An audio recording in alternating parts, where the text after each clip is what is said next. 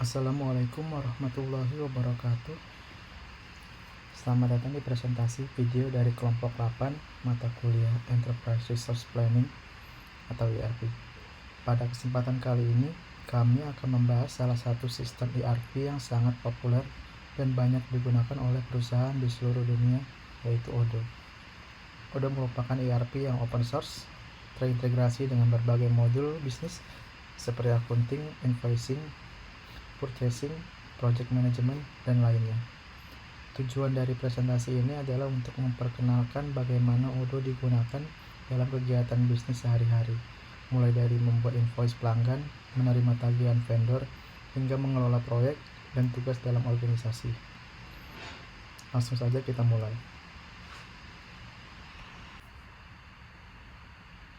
Untuk pertama kali, sebelum bisa mengakses dari sistem yang ada di ERP Odoo ini, kita harus buat database-nya dulu. Contoh sekarang kita ambil salah satu modulnya, yaitu accounting.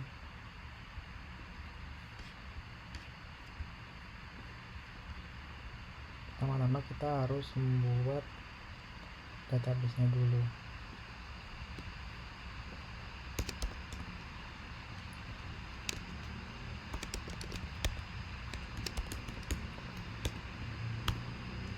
Nah, ini ada isi nama, terus di sini isi nama kelompok, bisa email, terus email.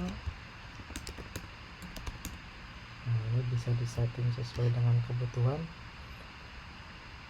Lalu bisa setelah diklik untuk start now-nya, nanti akan terbuat database-nya. Setelah database dibuat, nanti akan diarahkan kepada email login. Sekarang masuk ke login dulu.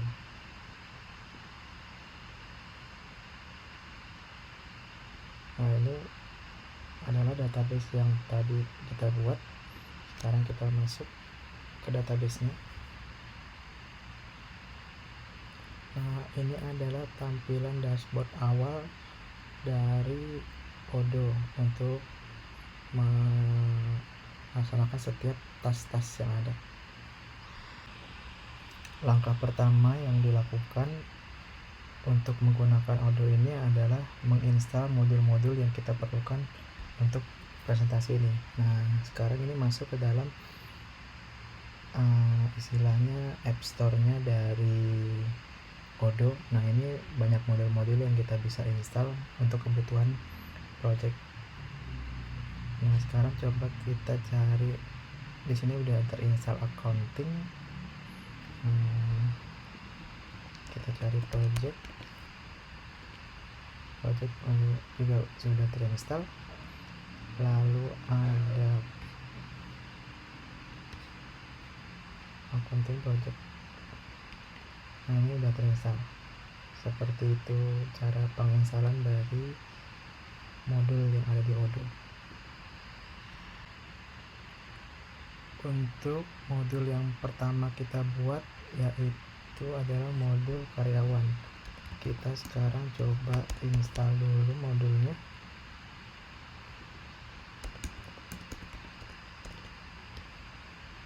Untuk employee sudah terinstall. Lalu kita masuk ke menu employees-nya. Nah, di sini adalah daftar dari employee yang ada di sistem Odoo ini. Kebetulan ini kita buat dari anggota-anggota yang ada di kelompok kami. Nah, cara membuat dari employee ini, kita bisa buat baru, misalnya ini nama mahasiswanya, contoh. Nah, ini di sini kita bisa mengisi jobnya apa, misalnya dia staff. Di sini bisa emailnya,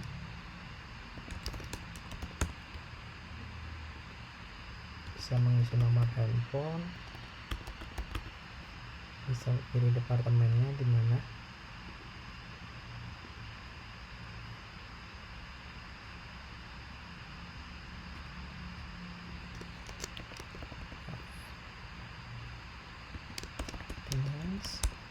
bisa membuat job positionnya juga. Di sini bisa memilih manajernya. Setelah selesai bisa kita save.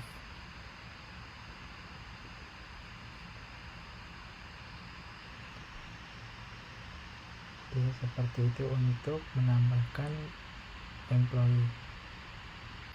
Setelah ditambahkan, dia nanti akan masuk ke dalam list dari employee ini. Jika masuk, ini tampilan dari detail dari employee-nya.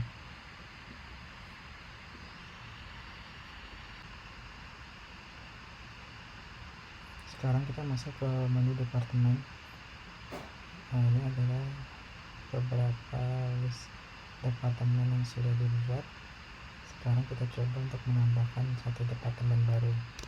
Contoh di sini departemen tax. Nah, manajernya contoh Budi. Nah, ini adalah cara membuat departemen. Kemudian kita save. Nah, ini departemen yang baru muncul di list departemen. Pembahasan selanjutnya kita masuk ke attendance dan time off. Attendance itu kehadiran. Nah, ini adalah menu detail dari attendance. Kita coba list 1. Nah, ini adalah isi dari absen istilahnya. Masuk, jam 8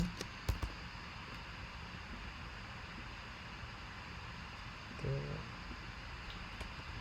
17. Nah, kita coba save. Nanti dia akan muncul di tampilan menu attendance ini. Berikutnya masuk ke menu time off atau cuti. Jadi karyawan itu bisa melakukan time off melalui menu ini. Kita coba salah satu, misalnya dia ada izin untuk cuti atau ada banyak pilihan dari kodenya sendiri. Unpaid leave contohnya.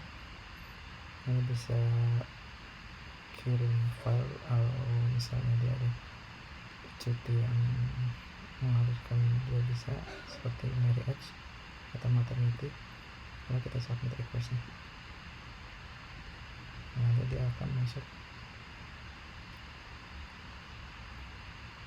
di sini.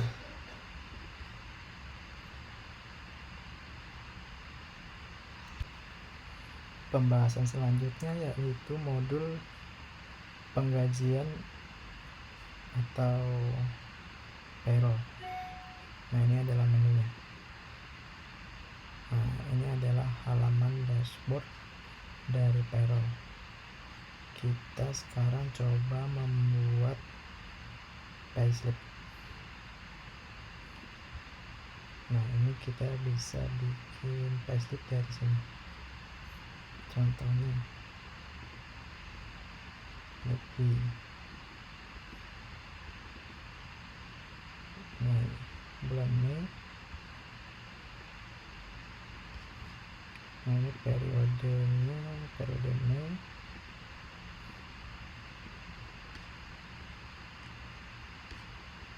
Di sini adalah detail dari gajinya. Kita masuk ke complete sheet.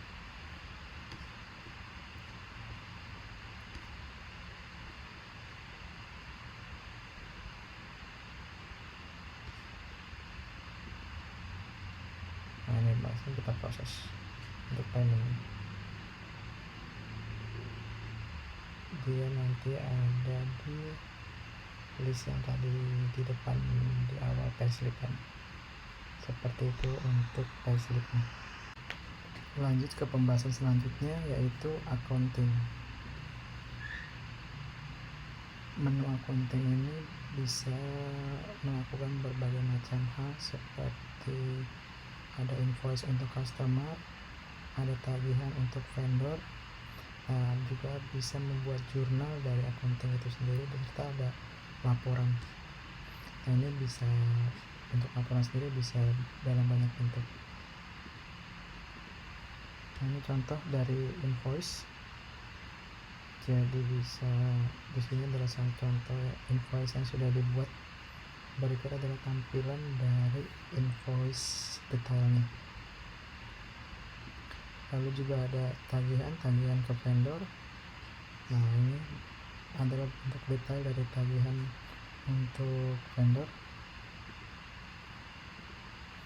Nah, ini adalah jurnal itu nanti segala tagihan dari untuk customer invoice atau tagihan untuk vendor ada di dalam jurnal ini.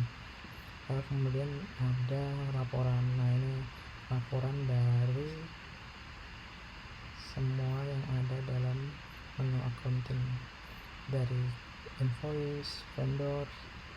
Nah, ini akan masuk ke dalam reporting ini. Ada berbagai macam bentuk sesuai dengan kebutuhan.